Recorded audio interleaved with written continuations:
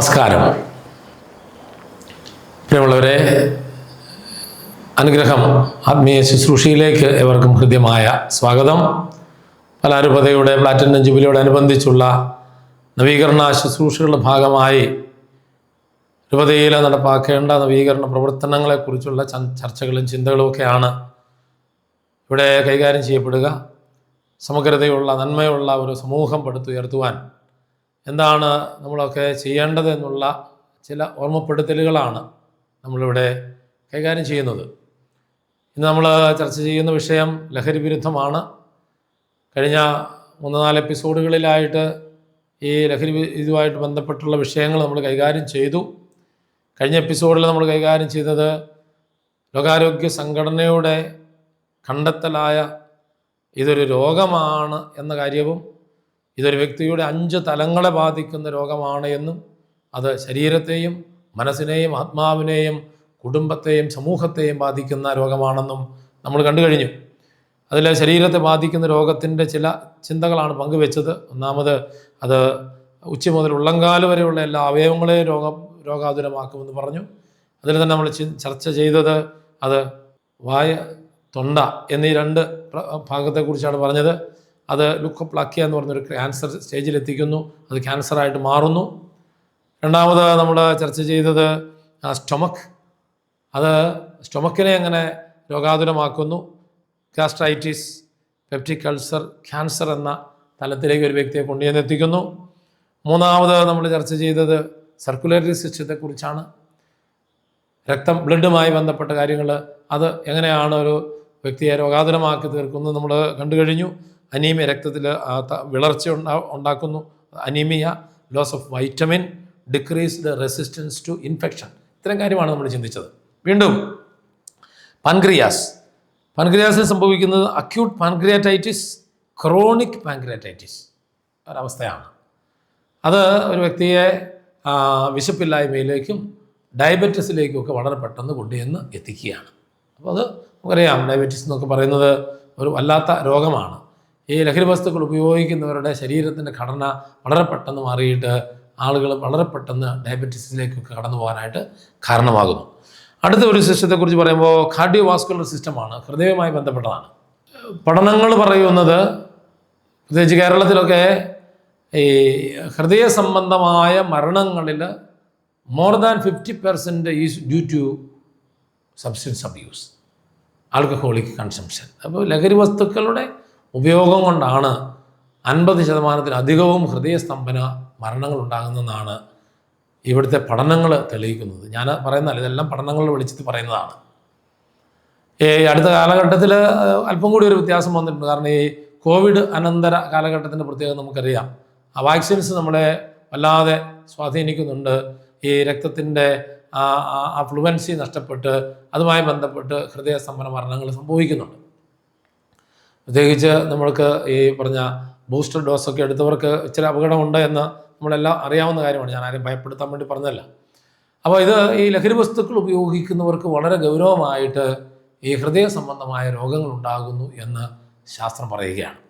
രോഗാവസ്ഥകളെക്കുറിച്ച് പറയുമ്പോൾ heart attack, increased beating, disordered beating, അങ്ങനെയൊക്കെയുള്ള പ്രശ്നങ്ങൾ ഈ ലഹരി വസ്തുക്കൾ ഉപയോഗിക്കുന്നവർക്ക് ഹൃദയ സംബന്ധമായിട്ട് സംഭവിക്കുന്ന പറയുന്നത്.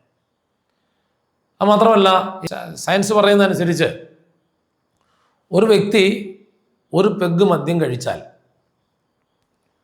അവൻ്റെ ഹൃദയം ഒരു 4000 തവണ കൂടുതൽ മിടിക്കും, ബീറ്റ് ചെയ്യും.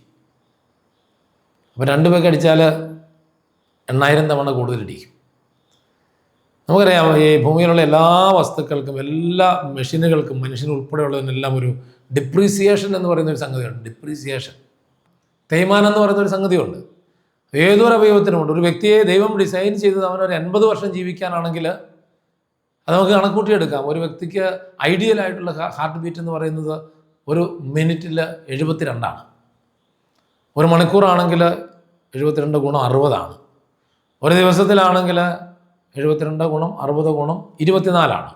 അതേതാണ്ട് 1,04,000 ചില്ലുവാനും വരും. അപ്പോൾ എല്ലാ വ്യക്തികളെക്കുറിച്ചുമുള്ള ഒരു ദൈവത്തിൻ്റെ ഡിസൈൻ ഉണ്ടല്ലോ. ഒരു വ്യക്തിക്ക് 80 വർഷം ജീവിക്കാനാണ് ദൈവം അവൻ്റെ ശരീരവും അവൻ്റെ മനസ്സും അവൻ്റെ ഹൃദയവും ആത്മാവും ഒക്കെ ദൈവം ഡിസൈൻ ചെയ്തിരിക്കുന്നെങ്കിൽ ഈ ലഹരി വസ്തു ഉപയോഗിക്കുന്ന ഒരു വ്യക്തിയെ സംബന്ധിച്ചിടത്തോളം അവന് ഒരു ദിവസം 2 പെഗ് അടിക്കുമെങ്കിൽ ഈ 1,04,000 കൂട്ടത്തിൽ ഒരു 8,000 കൂടി നമ്മൾ കൂട്ടിച്ചേർക്കണം. അപ്പം അവൻ്റെ ഹൃദയമിടിപ്പ് ദൈവം നിശ്ചയിച്ചിരിക്കുന്നത് 80 വർഷത്തേക്കാണെങ്കിൽ അത് നമുക്ക് കണക്കൂട്ടിയെടുക്കാം. 80 വർഷം കൊണ്ട് അവൻ്റെ ഹൃദയം എത്ര ഇടിക്കുമെന്ന് ചോദിച്ചാൽ ഈ പറഞ്ഞ 1,04,000 ഗുണം 365 ഗുണം 80 അതാണ് കണക്ക്. പക്ഷേ ലഹരി വസ്തു ഉപയോഗിക്കുന്ന വ്യക്തിക്ക് എന്ത് സംഭവിക്കുന്നു?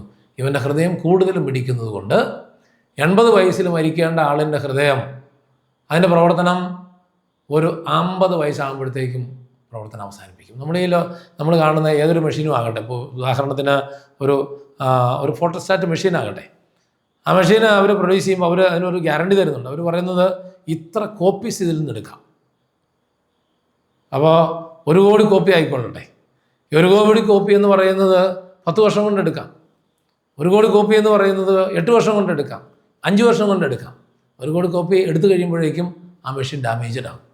എന്ന് പറഞ്ഞതുപോലെ ലഹരി വസ്തു ഉപയോഗിക്കുന്ന ഒരു വ്യക്തിയെ സംബന്ധിച്ചിടത്തോളം അവന് ആയുസ് എത്താതെ ഭിത്തിയിലോട്ടും. ഇതാണ് അതിന് കാരണം. അപ്പോൾ ഇത് ഹൃദയത്തെ വളരെ ഗൗരവമായിട്ട് ബാധിക്കുന്ന ഒരു സംഗതിയാണെന്ന് തിരിച്ചറിയണം. അപ്പോൾ ഈ ഹൃദ്രോഗികളോടൊക്കെ കിടക്കാൻ നേരത്തെ ഒരു പെഗ് അടിച്ചിട്ട് കിടന്നോളാൻ ചില ഡോക്ടർമാർ സമ്മതിക്കുമെന്നൊക്കെ പറഞ്ഞു കേട്ടിട്ടുണ്ട്. അവർ ചുമ്മാ നുണ പറയുന്നതാണെന്ന് എനിക്ക് അറിഞ്ഞുകൂടാ. അതൊരിക്കലും സാധ്യമായ കാര്യമല്ല. കാരണം ഈ ലഹരി വസ്തു ഉപയോഗിക്കുമ്പോൾ, ഈ മദ്യപാട്ട മയക്കുമരുന്നാണ് ഇതൊക്കെ ഉപയോഗിക്കുമ്പോൾ ശരീരം ചൂടാകുന്നു, അല്ലെങ്കിൽ രക്തോട്ടം സ്പീഡപ്പ് ആകുന്നു എന്ന് പറയുന്നത് ഫോർ ദ ടൈം ബീങ് ആണ്, കുറച്ച് സമയത്തേക്ക് മാത്രമാണ്. ഇത് കഴിയുമ്പോൾ അവന് സംഭവിക്കുന്നത് തളർച്ചയാണ്, ഗിഡിനെസ്സും തളർച്ചയുമാണ്. അപ്പോൾ അതുകൊണ്ട് ഹൃദ്രോഗമുള്ള ഒരാളിന് ഒരിക്കലും മെഡിസിനായിട്ട് ഈ സാധനത്തെ സജസ്റ്റ് ചെയ്യാൻ സാധ്യതയില്ല. അതിന് കൊടുക്കേണ്ടത് ഈ ഹൃദ്രോഗത്തിന് മരുന്ന് തന്നെ കൊടുക്കേണ്ടതാണ്. ഞാൻ പറഞ്ഞു വന്നതാണ് എങ്ങനെ ഇത് ഹൃദയത്തെ സ്വാധീനിക്കുന്നു, എങ്ങനെ ഹൃദയത്തെ രോഗാതുരമാക്കുന്നു എന്ന് പറയുകയായിരുന്നു. അപ്പോൾ നമ്മൾ തുടർന്നുള്ള സെഷനിൽ കുറച്ചുകൂടി പറയാനുണ്ട്. അതെല്ലാം നമുക്കിപ്പോൾ പറഞ്ഞു പോകാനായിട്ട് സമയമില്ലാത്തതുകൊണ്ട് ഞാൻ ഈ സെഷൻ അവസാനിപ്പിക്കുകയാണ്. നമുക്ക് ശരീരത്തെ ബാധിക്കുന്ന മറ്റ് ചില മേഖലകൾ കൂടി നമ്മൾ തുടർന്ന് കൈകാര്യം ചെയ്യും. ഈ സെഷൻ അവസാനിപ്പിക്കുന്നു. നമുക്ക് വീണ്ടും അടുത്ത സെഷനിൽ കണ്ടുമുട്ടാം. ഇതിനും ബാക്കി വിശദാംശങ്ങളിലേക്ക് നമുക്ക് കടക്കാം. ഒരു നല്ല ദിവസം ആശംസിക്കുന്നു. Thank you very much. നമസ്കാരം.